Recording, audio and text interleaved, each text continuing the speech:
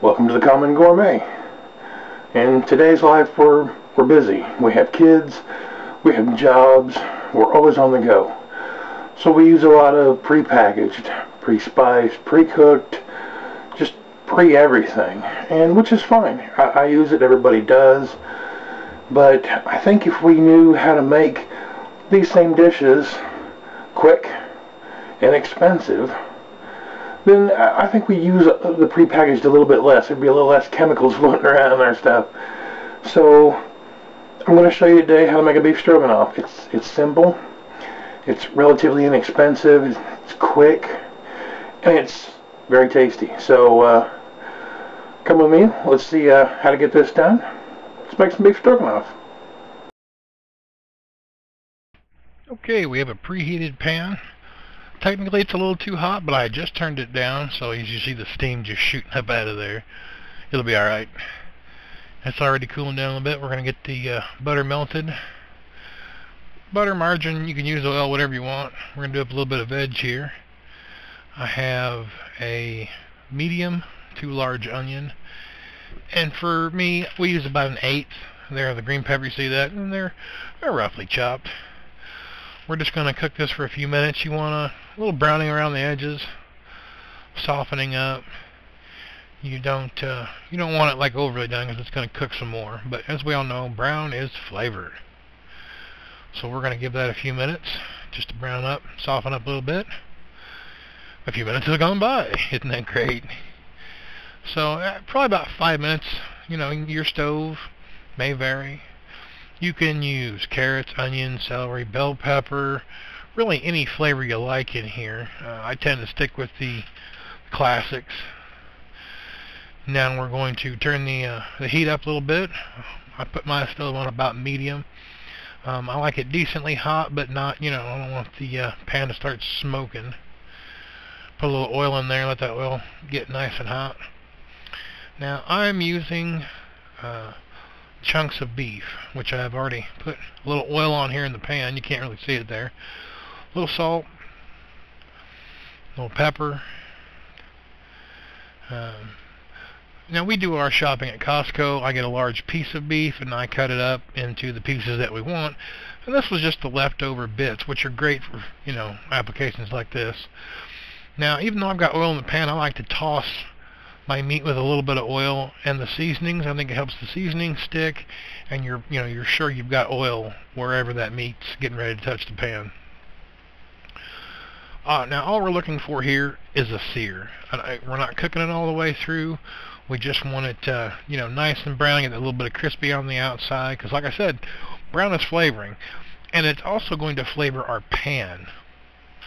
Now you are more than welcome to do this with ground beef. We do it ourselves all the time. I just happen to have this left over and needing use, and I thought it would be a good, thing to show. If you're going to do the ground beef, you can pretty much skip right up until the assembly a little later on.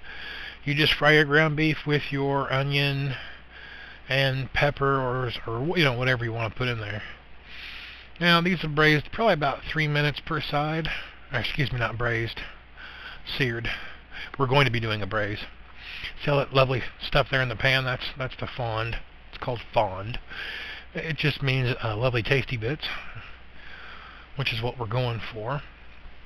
And once again, we're going to sear this, 2 to 3 minutes per side. Just depends on your oven or your stove. I've skipped ahead here so you don't have to sit through all that. Now what I'm going to do is take some cold water and splash it there in the pan. You'll see it's bubbling up. It's steaming real heavy. The more bubbles you got, the more you got fond in that pan. If it was just a hot pan, it would still bubble, but it wouldn't quite that much. Now I just turned that down to low. I'm going to hit with another dose of water. Now you can use beef stock, you can use vegetable stock, water, really any flavorful liquid that goes with beef, and in this case it'll be a beef and mushroom being our primary flavors. So I'm going to dump the rest of the beef in there with the juices that came with it, and we are going to arrange everything in the pan. Now if you have a tight fitting lid for your pan, then you're going to want to go no more than halfway up your meat with liquid. And yes, I know with regular bits like this it's hard. Just eyeball it. You can always reduce it down later if you need to. A little splash, and it's good. Now I'm going to put a lid on this, and this is going to braise. That is the... Oh, I'm sorry. Let's not forget about the onion and the green pepper. I use a small amount of green pepper, by the way. We like the flavor, but not too much. So like I said, we're gonna put a lid on this. It's on low. It's gonna sit there and simmer underneath for about 2 to 4 hours. Once again, really depends on your stove top. Really depends on, you know, the meat. Mine went for about 3 hours. I jumped ahead. Now that's the liquid and the vegetables that are left over from the braising. If you're using hamburger, you're not going to have this. But the way to substitute is to get a package of brown gravy mix, put about 3 tablespoons of water with it, stir it up. You want it thicker than a paste, not as liquidy as, you know, liquid. And boom, you've got the flavor base for it. Now I've thrown 1 can of cream of mushroom soup in here, and you can see that it's still a little liquidy. I'm going to throw another one here in a second. Because it's cooking, it's not baking. You don't have to be exact and precise with everything. I throw a 2nd can of cream of mushroom soup in. You don't have to. If you like yours a little thinner, leave it at 1. I just find it gives us enough sauce and the consistency that we enjoy. We're a 3-person family. We don't eat large, but we don't eat, you know, little dainty portions either, so adjust accordingly. I like to mix this in until it's, you know, you don't have to beat it to death, but just get it good and mixed up. We're going to put about 1.5 cups, maybe 1.25 cups of sour cream. You can use more or less at your discretion. It's also really nice to put a dollop of sour cream on top after you've dished it up. We're going to mix that up, and I've already got it set to medium-low, kind of in between. You want to heat the mixture up, but you don't want to recook it. Oh, no, there, I'm setting it there. Now we're going to add probably about 1/2 teaspoon of garlic powder and about 1/4 teaspoon of black pepper. You can add really any spice you enjoy, more or less of it. I wouldn't recommend salt at this stage, especially if you've used a brown gravy mix. We're going to put the meat there. I've just chunked it up. I showed you into little bits.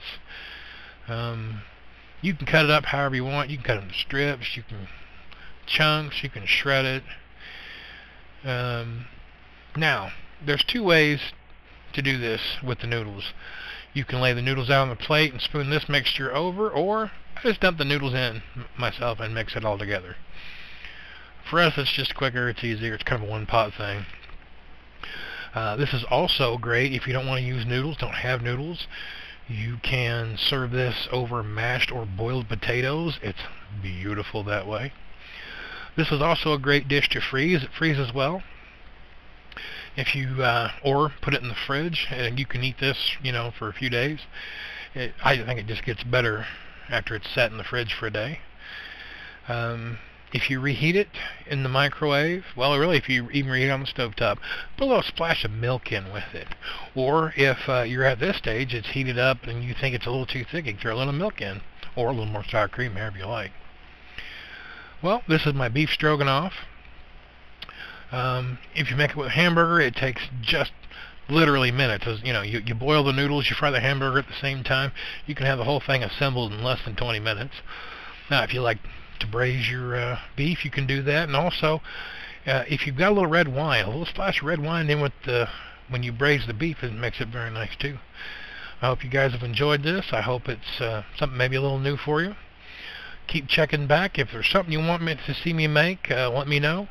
I will do my best, and we'll hope to see you again next time.